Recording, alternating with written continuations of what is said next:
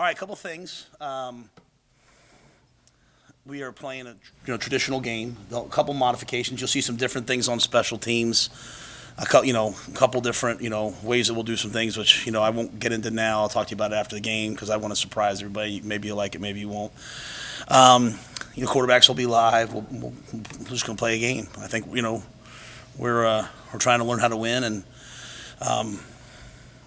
there's an ebb and flow to a football game that I think is really important as you react to the situation. So we're going to play it out. We're going to put 15-minute quarters on the clock. We will use like NFL timing. First downs, the clock won't stop. Just to 'cause we're thin in some spots. The offensive line will wear gray jerseys so that they can rotate. So that they can play on both teams depending on who's available. And if a guy goes down, hey, so and so can go over and play right tackle. We're not changing them. So that could look a little bit weird, but it is what it is. That's how we'll do it. And anything else about the game, Keith? So that's just kind of a little update in terms of how we'll schedule it. So. QB's fully live. Yep. I guess that's keeping the theme of having a really physical camp. Why did you want to emphasize physicality so much over the last 30 days and want to continue to do so in the spring game? Yeah, I'll be honest with you. I don't think we've been super physical. I think we've just been what we are.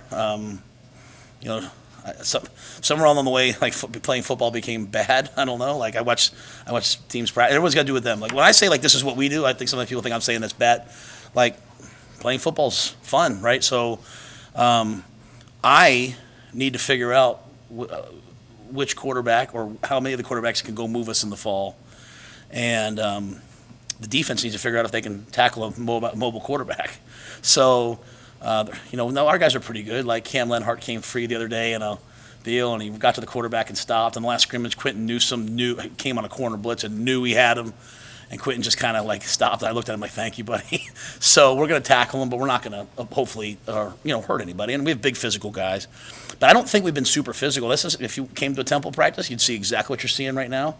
If you came to a Baylor practice, I think this is exactly what you see right now. The only difference maybe is that we just have more players, so we always have 2 or 3 drills going, which is what Coach Osborne did for many years, and then Coach Solich did, and makes a lot of sense. So we've made that adaptation, but that's really it. You mentioned Saturday.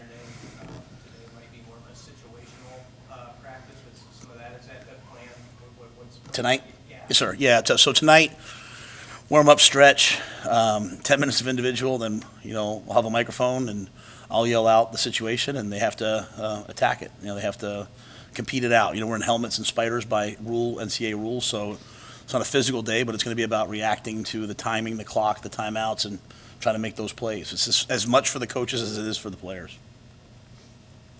You said 15-minute quarters. You're thinking like a fully live, normal second half too, just to clarify. Yeah. We'll play a game. Just like I said, just the clock's not going to stop. It's going to be like NFL rules. 2 minutes left in the first half, 5 minutes in the fourth quarter. Clock will stop on first down. But we're going to run the clock. So. Have you split the teams yet? Yeah, we did. Yeah. Guys all know? I don't even know if they know yet. The coaches know. I don't know if they know. So we haven't even gone. They're probably hearing a lot of this via you. If you tweet something, they're hearing it. Like we haven't had a team meeting yet. To me, the focus for the guys is tomorrow. As tonight's practice, and then tomorrow I'll kind of get into more detail about what we're going to do on Saturday. Was it hard dividing the guys up? No, just kind of, I didn't even get involved in it. The offensive coaches did it, and the defensive coaches did it. I mean, at the end of the day, the kind of guys who've been running with the one offense are going to be going against the guys running with the one defense. We don't want to take this. See, sometimes some people do like, hey, the ones go against the threes, and everyone feels good walking out of the stadium. But this is a work day for us. I mean, I've said it a bunch of times. Like we're a 4-8 football team. I mean, we've got to earn the right to even talk about winning. So, games are lost in the fourth quarter. Games are lost with turnovers. And so all I want to see on Saturday is a team that is in the moment. There's going to be a ton of people in the stands. Very grateful for that. I don't need a team that's out there like, I don't need all that. Like, just play football. Give them something to cheer about with our play. And so I'm trying to take advantage of that by just really leaning into it and seeing who can make plays in that situation, and but also make sure it's a work day as well. You mentioned something Saturday about having the players involved in some of the game planning and things like that. So how did you come out on that as far as who's going to call the plays, who's going to call? Yeah, we went back and forth. I kind of just said, hey, Sat, you call it. I want him to work with the guys in terms of, hey, what are your, what do you feel really comfortable with? But, what we're not going to do, a lot of times coaches will say, like, hey, we're going to keep it vanilla, especially when you're first time. We're not doing that. We're going to run our plays. We're going to run our plays on offense and defense. I see I certainly can understand, like, hey, maybe we could surprise Minnesota with something. But we got to get good at playing football, so we're going to go play and do what we do and see who plays well. Other than the people that we know will play, are there any other players that are going to be out for the game? Boy, that's a great question. It's pretty much everyone that's been out. I can't think. Like Ben Scott came back and practiced the other day. A.J. Allen's full again. There's no one's going to be held, if that's what you're asking. But like, if anybody got banged up tonight, like Elijah Judy and Herbeck, had ankles. They're going to try to go tonight, so I'm hoping they can go Saturday. Noah Pulla-Gates, tweaked something the other day. I'm hoping he can go on Saturday. But we're not going to hold anybody. Everyone's going to play. You mentioned Saturday that the defense was maybe playing a little bit faster. Could you speak on how Tony White has kind of worked through this spring as you move guys around, but he's also installing, and just how it's evolved?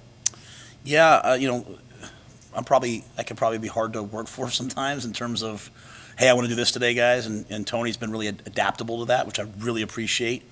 A lot of times coaches are kind of very set and, hey, this is how I've always done it, and Tony's just kept adapting to everything that we're doing. I like to try players at different positions to see what their best chance of helping themselves is. I think our guys are playing pretty fast. I think they appreciate when you move them. It tells them that you care enough to help get them on the field. But I think Tony has a really good system that makes a lot of sense. And he's not making it about his play calls or his preferences. He's trying to get the best players in the best positions. And, we want to rotate guys on defense. We don't want to play just 11 guys. We want to rotate. It's a long season. The games are long. As I said, games are won and lost in the fourth quarter. So we're trying to build depth and have a lot of competition. I think Tony's done a really nice job at that. Besides the difference in performance, and where you guys kind of have? Gift's been playing at the safety positions. I texted him the other day and I said, "Are you in the building?" He's like, "I'm in class." I was like, "All right, I should have probably stopped texting him," but I texted him. I was like, "Hey," he had an unbelievable play. He ran the alley. We teach running the ball a little differently. We teach them different angles than maybe some guys are used to or they've been taught before. And he did it like a clinic tape. And so that's what I'm looking for. I'm looking for older guys who've had success to continue to buy into something new. I'll say that one more time. It's really hard. If you haven't had success and we come in and we're doing new things, it's really easy to buy into that. Like, hey, maybe this will work for me. But older players who have had success, it can be harder to buy in because, like, well, what I'm doing is working for me, so why would I change it? And seeing Gift do that was awesome. Like, he's bought into this, and it's a teach tape. So he's a good, tough, physical player, can make plays on the ball, smart. But I love the fact that he's buying into, not the overall program, but just these specifics of how we want to play safety. It sounded like maybe Sean Singleton is coming up here too. Where does he fit in the defense? Because he seems like a versatile player. Yeah, he's playing the safeties. To me, when you have 2 or 3 safeties on the field, I think that you should be able to play them all. Deshaun's made a great pick in the red zone last practice. So he showed some ball skills. I think he's a player with a lot of potential. He's got a really good future ahead of him. And I love his physicality. So, he's working to master all the fundamentals that we're asking him to do, but he's got a lot of upside, and he'll have a good future with us. Do you know if Casey Thompson will have a headset or anything Saturday, or just going to be a spectator? I don't know that. It's a great question. I'm sorry. I don't know the headsets. I think I don't know that, Keith. Do we? I don't know if there's limits in this ring. Nah, there's no limits. Yeah, probably, yeah. But I don't know that. I'm sorry. I hadn't. He did last time. Yeah, is that? He did last Saturday? That's right. He stands next to me, and I say, "What's the play?" So. Can you elaborate on how much he's been in there working on the offense? Oh, Casey's he's a driven young man when it comes to football. Now it's great when you've already earned your bachelor's degree and already earned your master's degree, and he's done a lot of schooling, so he's in a good position. But he's in there all the time. He's working on his throwing progressions. He gets treatment, but he probably knows the system as well as anybody else because he's able to come in on his own and work a ton at it, and then. Situationally out on the field, I always have when the scrimmages, I've always had the quarterbacks out next to me, A, so I get the play from them, and then B, I can always just talk about the situations. Sat's going to call the plays, but, I want to make sure our guys understand how I see the game in terms of the game model and the game theory. Mark, what will Saturday mean for you just to be in front of that many Husker fans in that setting? So I'm going to show how I say this comes across right. I'm very, very cognizant of the guys. Like, I can't stand that, like we have a spring poster and my face is on it. Like, everything I do is about the players. So I'm excited for the fans to see our players and how hard our guys have worked. Because, as I said once before, it is so hard to buy in to a new coach. I'll just say this for me, for my kids are coming into town, my wife's going to be in town. I just have such a spirit of gratitude because, what I went through the last couple of years was really hard, right? And I'm grateful to have gone through it. I would not be the person and the coach I am if I hadn't gone through what I went through in Carolina. And for Nebraska and for Trev, but also just like all the people that I meet, I'm just very, very grateful to be in this position and to be here. So I only hope that my work honors the people that come. And I only hope that the players, but after that, I'll just say this, I don't want a bunch of players looking around taking the moment in too long. We got to get good at football. And what I know is the fans are going to show up next year no matter what, and that scares me. Like, that drives me because I'm like, I want to do my part. They're going to do their part. The fans have been doing their part here for a long time. So I started off the spring by saying thank you for that, but I want to do my part, and I want our team to do our part. Like, I want to make people excited about the way that we play. So that's why I'm not going to go out there on Saturday and run 3 plays, 3 offenses and 2 defense. I did that at Temple, I did it at Baylor, but I think in the position we're in right now, I want to go out there and I want to stress our guys too. I want our guys, like, one play call comes in, then another play, can they execute it? And so it's really long, but I just want to make sure I express my gratitude to Nebraska fans, the students, people. Like, people could not have been any more welcoming to my family and I. I'm grateful to these players. I'm grateful to the leadership here, and so I hope Saturday is a great, great day for everybody. And I remember my first game at Temple. We went to Notre Dame, and I remember someone telling me, like, hey, look up there and look at Touchdown Jesus and really take the moment in. I looked up, and you can't see Touchdown Jesus anymore because they built an addition, and I was like, wow, this is really special. And then we got our face kicked in, and so I was like, all right, Matt, just get to work. So I'm hoping our guys get to work, but I do want to make sure I thank the fans for coming on Saturday. And I'll be honest with you, the biggest thing I'm looking forward to, and I'm talking way too long, so I'll shut up here.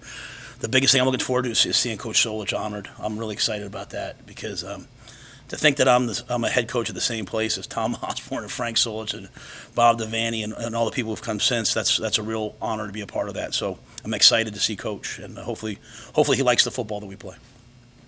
All right, guys, thanks.